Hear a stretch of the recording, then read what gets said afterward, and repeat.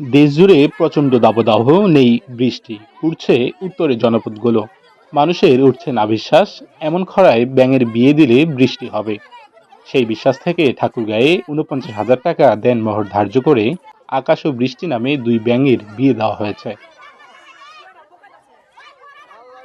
গতকাল সোমবার রাতে জেলার সদর উপজেলার রহিমানপুর ইউনিয়নের মুত্রাপুর বটতলা গ্রামে এ বিয়ের আয়োজন করেন এলাকাবাসী।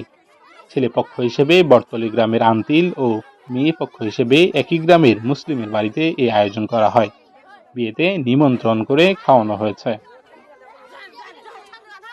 সরেজমিনে দেখা গেছে হলুদ বাটা ও দল বেঁধে বিয়ের গীত গাওয়া হচ্ছে, সঙ্গে ইজাব কবুলের আয়োজনও। তবে এসবের কোনোটাই মানুষের বিয়ের জন্য নয়।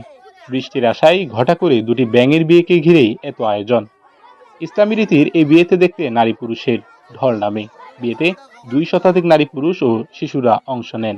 বিয়ের গীত আর নাচ গানের মধ্য দিয়ে ব্যাঙের বিয়ে দেওয়া শেষে বরণ ডালাই ব্যাঙ দুটিকে নিয়ে পুরো গ্রাম ঘুরে বেড়ান তারা। এ সময় গ্রামবাসীদের কাছ থেকে চাল ডাল সংগ্রহ করে ব্যাঙের বিয়েতে অংশগ্রহণকারীদের খাবারের ব্যবস্থা করা হয়। বিয়ে দেখতে আসা স্কুল ছাত্র ফরহাদ হোসেন বলেন, আমি জীবনে এরকম বিয়ে দেখিনি। আজকে প্রথমবারের মতো নিজ চোখে দেখার সুযোগ হলো। যেভাবে বিয়ের অনুষ্ঠান হয় সেভাবে আয়োজন করা হয়েছে।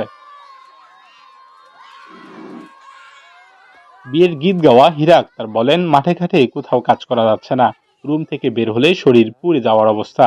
আগের আমলে বাপদাদারা ব্যাঙের বিয়ে দিতেন বৃষ্টির আশায়।